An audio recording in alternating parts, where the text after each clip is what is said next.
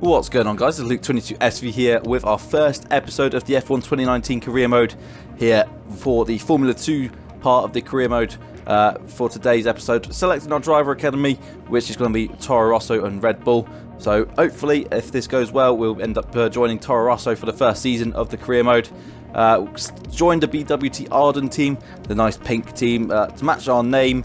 As you'll see, we're using our real name for the first time in this career, first time on this channel. And we used the Mick Schumacher for our little Mick Schumacher career mode on F1 2018, which was only 2 seasons long, but that was just to get ourselves prepared for F1 2019 career. And boy, it's going to be a good one, with Lucas Weber and Devon Butler, of course, coming up with you into Formula 1. As most of you guys that are probably viewing this have probably seen Arava or Tia McMurdoch's career mode, and of course everyone's probably knows by now that driver transfers are a thing now in F1 games. So this career mode is going to wipe the floor with all previous career modes that I can think of. F1 2018 was probably the best one until now, and now we've got F1 2019, which just completely obliterated any career modes before that. As we head on to our first cutscene, then we're leading the race from Devon Butler, the dickhead in Formula 2. And yeah, now here he is. We're scrapping it out for our early points in the championship, and we come up with a little problem, and we have to let a few cars by. Devon Butler goes into the lead, and yeah, now we've got the team orders situation, where we have to decide whether we should let our teammate Lucas Weber go past, or whether we should stay in front and score points for ourselves. So here we are on board and going into this corner, locking up and running wide, allowing Lucas Weber to get past. And that pretty much ended that, team orders debate. And yeah, Weber can carry on with his work now. And this was the first time I actually managed to drive a car on this game of anything at all. And yeah, well, it was a bit of a disappointing way to start, just locking up and going off at the first attempt of going into a corner. And Lucas Weber pulling off into distance as we got a problem with our car now. And yeah, you got Giotto behind us, and that's who we want to stay ahead of for the remaining laps. And staying in P6 would be ideal for us to start this F2 career mode. Giotto goes to the inside to overtake us. Markelov's there as well, and we stay ahead for the time being. And yeah, now we move on to lap 36. And yeah, this has been a difficult way to start this career mode, running wide here, and allowing Giotto a perfect chance to get past us, along with Artem Markelov. And we decide, do we overtake Markelov? Do we try and get back past him and get into P7 to making that mistake? Yeah, probably not a good idea, losing a bit of front wing end plate there, and having to drop back into P8. And look after this position now. We've got a bit, even more damage to 10 with now. We've got Jack Aitken behind us, and we've got front wing damage and a bit of a train forming behind us with just 1 lap to go. Yeah, not the best way to start this little career mode section in F2, but here we are. I just can't wait to get the career mode going all together. No helmet has been edited yet, so we will see our edited helmet in round 1 for the Australian Grand Prix. Whether we sign with Toro Rosso yet, that's another matter. But Jack Aitken has now come to the inside of us as we head into turn 1. And is he going to be able to make it stick? We hang on the outside and we stay in P8 for the time being. Jack Aitken stays in P9, and yeah, there we go. On the last lap of this race then, and in another video I will do my camera settings as well.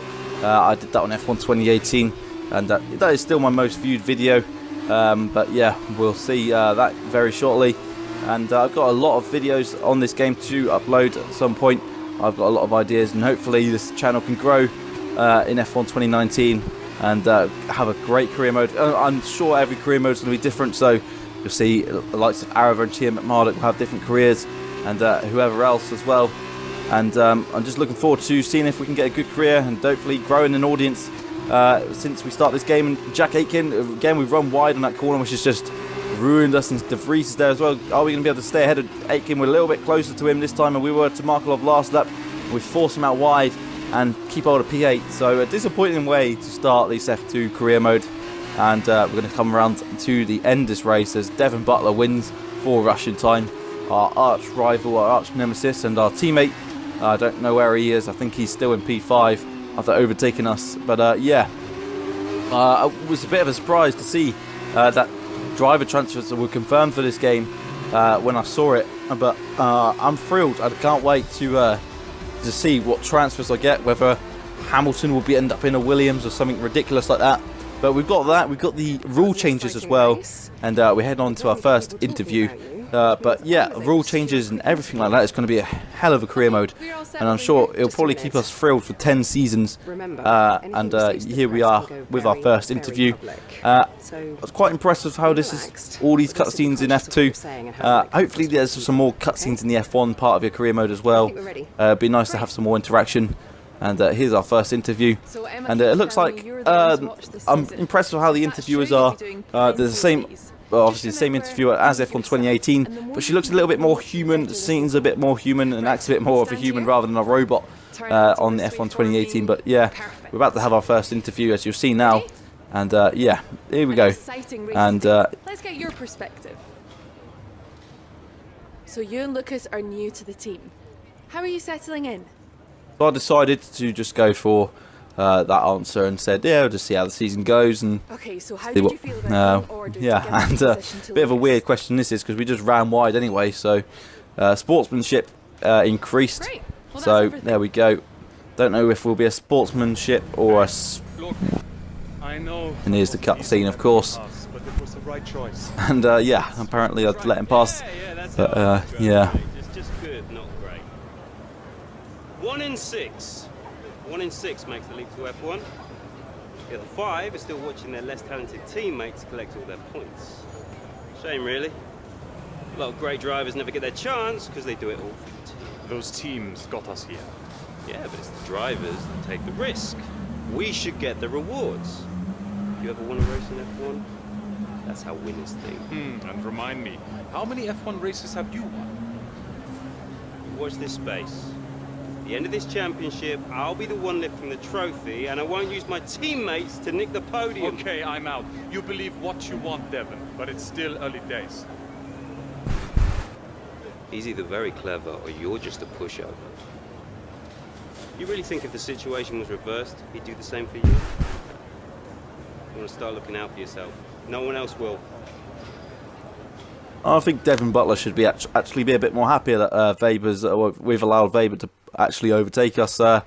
He's gaining more points than us in this championship, so he should be thankful for Weber overtaking us, really. And here's the second cutscene. So again, it's Lucas, well, it's ourselves and Devon Butler this time, racing around the Österreich ring in Austria. And yeah, here's our little scene here.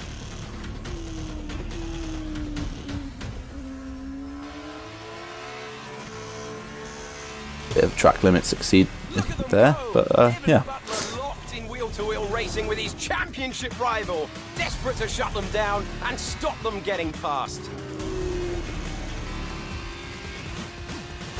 And there's contact. Butler simply left them nowhere to go. There was just no way for them to have avoided that. And look, there's significant damage. So it looks like Devon Butler's a bit of a Grosjean / Maldonado Mark II. Just chopped off our front wing, and now we've had to pit for a new one. And we're down the order. And again, we're still struggling with the car and still struggling to get the grips with Formula 2 at this point. So maybe 100 AI was a little bit generous to us. And yeah, here we go, out of the pits. And are we going to be able to catch up to the guys ahead of us? The answer is probably going to be no. I will warn you right now. But Devon Butler gets a sort of penalty. I think he has a drive-through penalty or something like that. 5-second penalty. I know he comes out of the pits with a penalty. But yeah, he ends up in front of us. And here we go, just out of the pits. We're just struggling to get to grips with this car. I got 102 AI on F1 2018. But it seems like we're going to have to work our way up again on F1 2019. I may have to drop the AI down a little bit as we head into Australia. And yeah, we're just struggling so badly at this point to even just get to the grips with this car. It's all understeery, not what I'm used to. So we're just trying to catch up with Jack Aitken now, coming out of the pits from these tyres. We're on super softs as they were obviously known in F1 2018. And obviously in F1 2019 they'll be just softs. The yellows will be mediums, and then of course the white tyres will be the hards. But of course we skip on to lap 40, the last lap of the race. We haven't been able to catch Jack Aitken. We haven't really lost any time to Antonio Fuoco. But it looks like we're going to have to settle for P11 in this race. Yeah, and again, we're not looking so good in Formula 2 at the moment. It's amazing how we've actually going to be have so many points in this little title fight, and how we're actually so far up the table when we've just been struggling every time we get behind the wheel. But yeah, there we go. The BWT Arden is a nice little pink car. As you can see, we were using our real name. But yeah, didn't really know what kind of career mode to do, whether to do a real person or just do myself. But Lando Norris is the race winner for Carlin. So we've got all the Formula 2 drivers. We've got Norris, we've got Russell, Albon, myself, Weber, and we get a penalty there as well. And we've got Devin Butler. So there's going to be 6 drivers in this category that get up into Formula 1 next season. So that's 6 drivers as well that we're going to be racing with in F2. And we just come around the last corner, taking all the track limits available and a little bit more.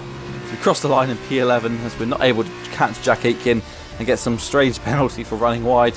But yeah, it's been disappointing so far. Yeah. Hey, Devin. Devin, stop. Not now, I'm busy. Hey, what are you doing out there? Seriously. I'm going to celebrate my excellent drive. We saw what you did. It was reckless. You should have been black flagged. Yeah, and I wasn't because it was my line. You were in my space. You shouldn't have been. Next time, stay out of my way. No, someone could have been hurt. And that didn't happen, so what's your problem? My problem is that your actions out there are too dangerous. Listen, contact happens, okay? I took my penalty, but I kept it focused, kept it smooth, and came out on top. That's racing. Every time I make a tough move, you want to play race director? Then quit driving and take the job. Until then, I don't owe you anything. Devin, you don't get it. It's not me you should be apologizing to. Look, you grab your space on the track, and then it's all or nothing. That's just how it goes. And anyway, you still couldn't beat me, even with my penalty.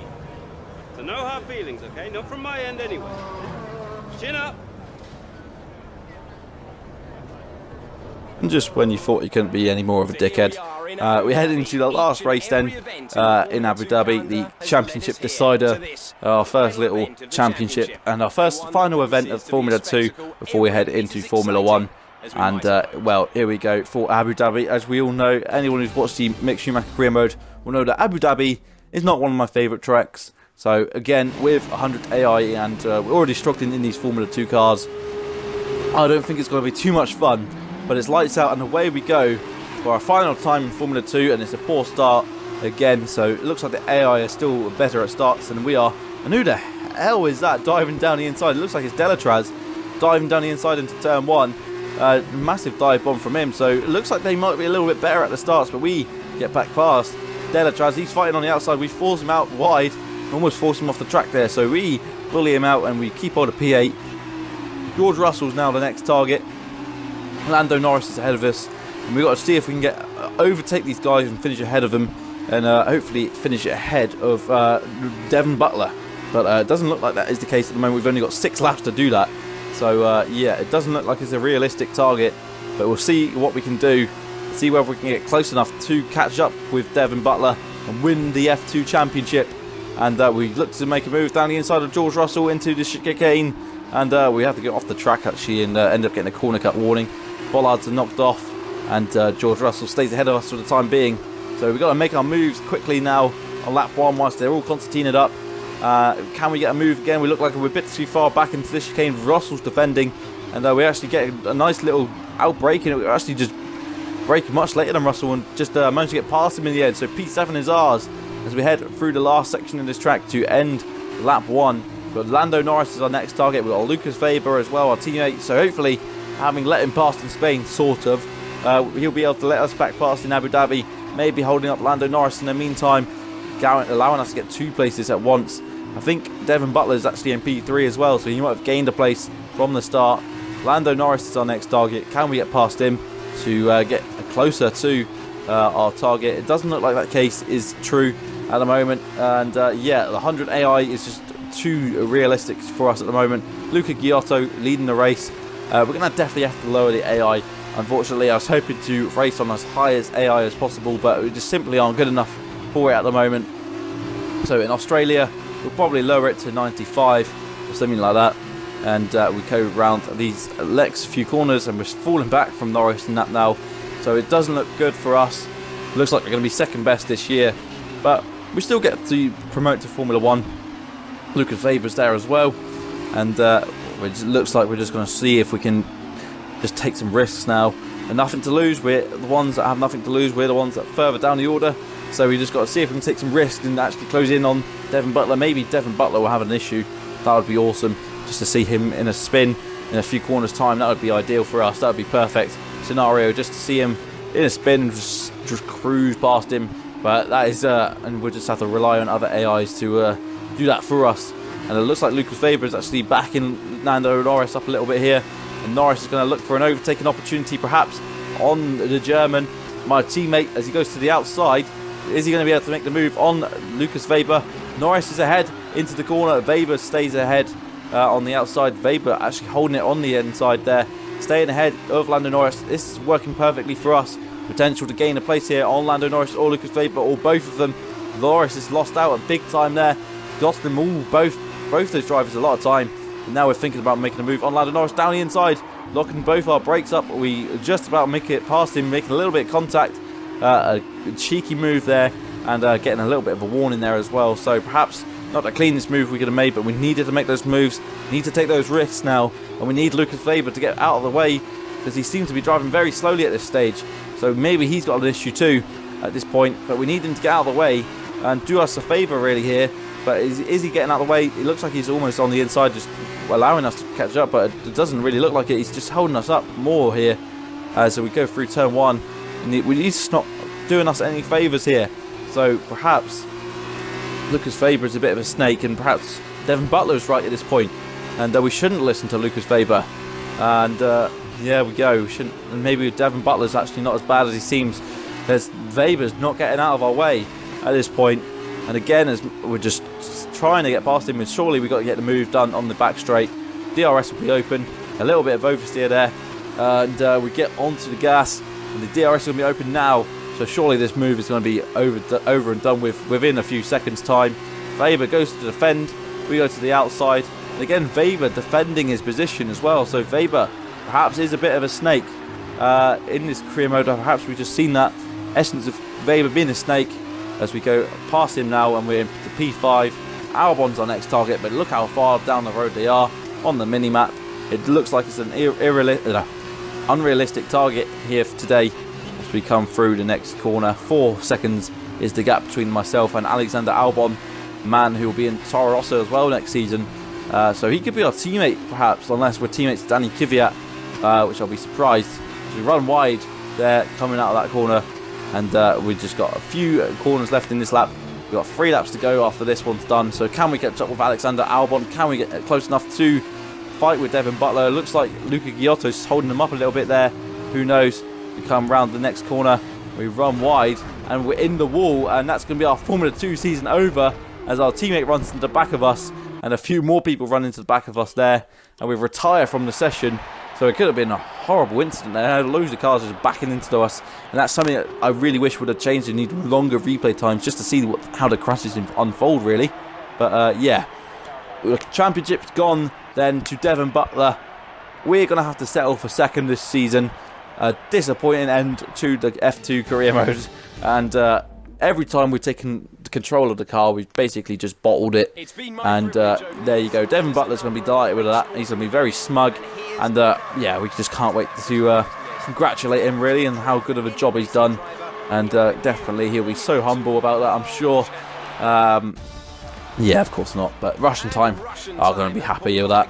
A nice win for them, a nice championship for Russian Time, and there he's celebrating with his boys, and there we go. That was a great drive today. Congratulations on the championship as well. Well, I'm sure you thought you had me for a while, but I guess your luck just didn't hold out. Oh, I haven't got long. Could I have a quick word? Sure. Privately. Oh, okay. I'll see you later then. So, I'm sure you've probably already heard, but if you haven't, I'm going to be racing in the F1 Championship next year. Now, I don't know what your plans are, But let me give you some friendly advice. Don't try following me. For sure. You might get an offer from one of the smaller teams, probably someone desperate, and then you'll be stuck in P18 all season with car trouble. And you won't ever really be able to challenge me. But you stick it out here for another year, now that I'm gone, you've got a fighting chance of winning next year. And if you can manage that, I'm sure one of the larger teams would love to have you as a development driver. Oof. Oh, look out for yourself, yeah? Yeah, definitely won't be listening to him for career advice. But there's our stricken car. Stay in F2? Ridiculous. I was listening to the whole thing. Too bad for Devon, though. I'd be shocked if you don't have an F1 contract offer already. And if my deal pans out, man, his head is going to explode. So Weber's getting an F1 contract too, along with 4 other people from the F2 grid. Probably the most that's ever got onto the F1 grid. Welcome. So here we go for our little contract negotiation with Emma, our agent. So here we go into the office. It's time we had the big conversation about your next move. Your performance at the F2 Championships last year got you a lot of attention from the Formula One teams. Some of it more positive than others. Yeah, I doubt people were too impressed with our crash in Abu Dhabi, but yeah. Time to win the doubt is over. But I am concerned with our choices. They're narrowing as we haven't shown commitment to anyone. Now, as your agent, my advice is to make your decision now. We can worry about comfort and finer points further down the line. I need you to review these. You've earned every single one of these proposals. So take your time, have a read through, and don't get too hung up on specifics. Let's get you a Formula One seat. So our options are narrowing, but we have the option to sign for all 10 teams, okay? Yeah, that makes no sense, but yeah, we're going to sign with Toro Rosso still. We had a little thought that maybe if we didn't impress Toro Rosso, we'd probably have to sign for someone else, but we decided to sign with Toro Rosso anyway. I don't really know who else I could actually join. Part of me was thinking Hassel, Williams, but I wanted to start this Toro Rosso career, see where Lucas Weber and Devon Butler end up as well in their drives.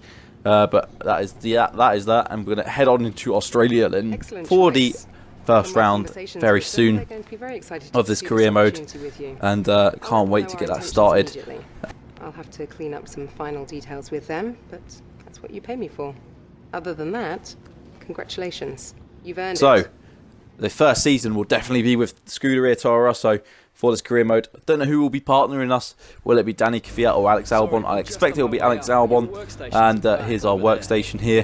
Here's Carl or Chris, whatever his name is. I think Chris might have been the old one. But yeah, here we go. Get yourself settled and then head out to practice when you're ready. I'll catch up with you later, okay? So a new cutscene then for F1 2019. And it looks, well, that's definitely Alexander Albon there. So Alexander Albon is our teammate for the first season of this career mode, and we don't know where Devon Butler is, or we haven't actually got the access to the tables yet. And we'll see in episode 1 then of the Mick Schumacher, the career mode.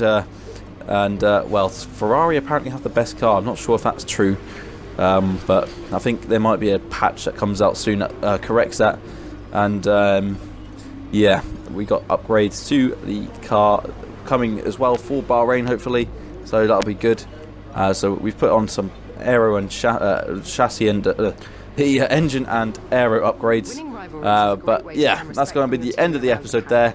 We're looking at that point for the standings or where the other drivers were, but we'll find out in episode 1. So thank you guys for tuning in for the career mode today.